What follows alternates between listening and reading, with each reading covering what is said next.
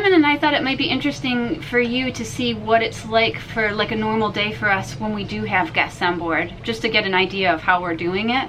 Because I think there are some people out there that either want to join us, or you might own a boat yourself, and you might want to buy a boat, and this might be a way for you to make money. So we thought we'd just give you a rundown as to what our kind of our normal day is like in between lightning strikes and boats dragging and 50-knot winds. So once we're up, I normally make coffee, give coffee to everybody. I get coffee in bed every day. She does. And so Kim will then start homeschooling on Sienna on the weekdays, and I'm normally generally talking to the guests and what the plan is for the day, what they would like to do. So I give them some options where we can go sailing, if they want to go snorkeling, they want to stay the day. We have our guests make their own breakfast, so we have a huge like cabinet full of cereals, and you know, we've got fruit and nuts and yogurt, and we have eggs, and you know, it's kind of like fend for yourself in the morning, because it's the only way that I can do homeschooling and get some work done. But then we'll all get together, me and Sienna, the guests, everybody, and we say, okay, here's the plan. This is when we're going to leave. This is how we're going to do it. Simon goes through and explains the procedure. We then all get up on deck. We prepare. We get into our places. Yep. And we either leave a dock, leave a mooring ball, or leave with an anchor. Yeah. The first time we do anything, we show our guests. The second time onwards, we have our guests do it with our supervision. Yeah. Before we go, we do the engine checks, prep the boat. That's putting everything away, closing all the hatches, getting the sail covers off, getting anchor ready to lift up, and we start the engine, and then we take our places and off we go. Yeah, and if we're gonna sail like over lunch, we will prepare lunch then too. So, and everybody's involved in this process. During the passage, what we're doing is we're showing why we're sailing this way, what type of sails that we use, where the wind is coming, the sail trimming. How to get the sails out in the first place. Yeah, get the sails out. I think we do what we would normally do. We explain our passage plan and where we want to get to, and then throughout the course of the day, lots of questions come up. Like, does that boat have right of way, or do we have right of way? Or is that a squall? Is that going to hit us, or is that not going to hit us? So in between teaching, we're also answering the questions that come up from our guests' perspectives. Over there. Now that's about where the wind is coming from, so we cannot sail into You just want to close haul it as close as you can and come in where you don't have to do a very big tack at the end. Yeah. Each person's coming from a different place. You know, some people have never sailed, and other people have sailed a lot, but not maybe on an ocean or not in a bigger boat. If something comes on AIS, I explain what AIS does and how it helps us. People ask me about the rig, and I explain why we have this rig and what we like about it, and what we don't like about and it. what we don't like about it.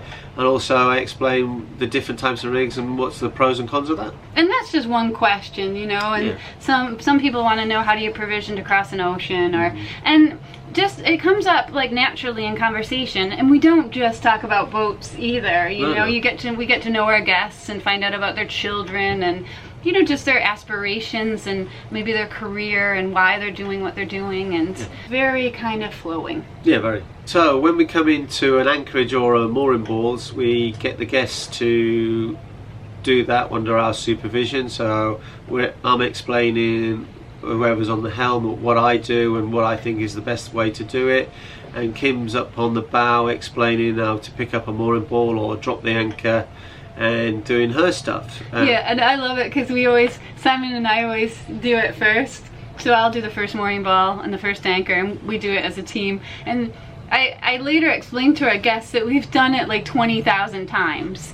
So we make it look really, really easy. And you know, when they go to do it, it's not so easy. But I actually think they learn more from not getting it right the first time. And, oh, for sure. And like yesterday, they were in 30 knots of wind on the bow, and they did fantastic, even though I had to go and dive for the pole. We lost the pole. This is our guests that are on board right now. They're a lovely family, husband and wife and their daughter.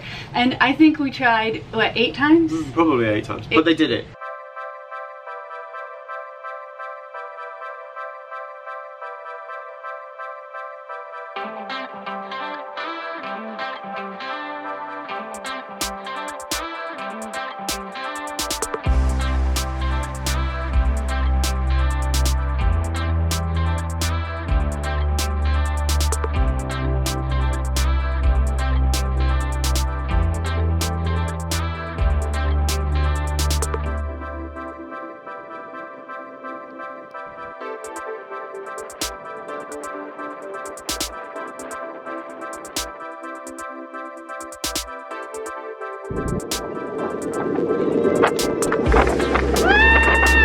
Once we're all settled and we're happy with the anchor, we go and dive on it, make sure that it's all right. Sometimes it's not, like the other day it wasn't very good. Yeah. Sometimes I even check the mooring balls. Most people have issues on a mooring ball is because they snap. Some of them are poorly maintained. The ropes, instead of having 3 threads, are now down to half a thread, and a big gust of wind and it just snaps and off they go. So always dive on anything you're attached to. Yeah, as long as you can see it. Yeah. So once that's all done, then we clean up the boat. That is cleaning the windows, cleaning the spray hood, or dodger as you call it, and just clean it with fresh water so we can see through it nicely, just tidying up. Clean the cockpit, get rid of the rubbish, clean any dishes that were dirtied. Sort the sails out, and then open up a can of beer and a glass of wine and have a chat about the day. Yeah, and it depends when we arrive in certain places too. If we arrive early, there's still time to go for snorkeling. There's always time for a swim, a walk on the beach. So we try to marry together the learning and the kind of detail stuff with the amazing stuff of being anchored off a tropical, beautiful, deserted island. Yeah. Aside from showing people how to sail, in addition to mooring in amazing places, a big draw for our guests is to see what the cruising community is like.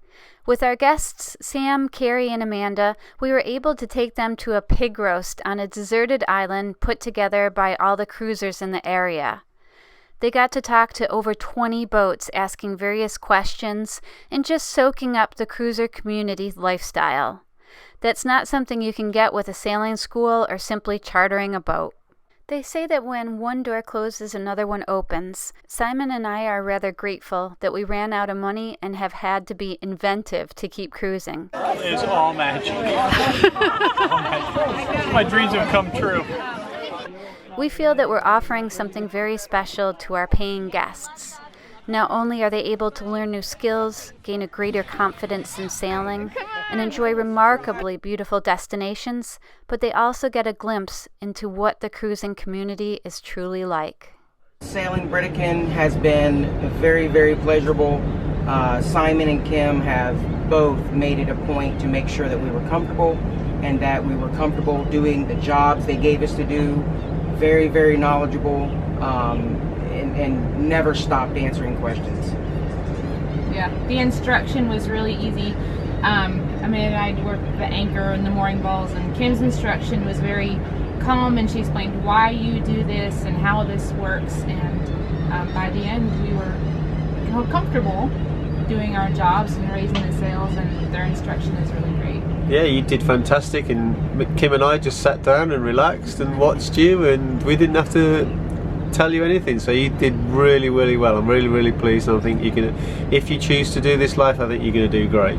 Well, thank you for joining Britican, and hopefully we'll see you on the water somewhere, so thank you very much. Thank you. Bye. Bye. If you are somebody that's just getting into boating and want to join us, you know, come aboard. We can hold up to a family of 4, so 2 adults, 2 kids, and we take singles too. Yep. We enjoy having people with us, and we'd love to, you know, help you on your path to becoming a cruiser. We've got more information on the website, which is sailingbritican.com. We also have over 400 articles and videos on our website, so if you haven't been there before, check it out. Sign up to our newsletter so you get notified every week of what we've got going on. Yeah. All right, anything else? No. Thanks for watching. Yeah, thanks for watching. Bye. Bye.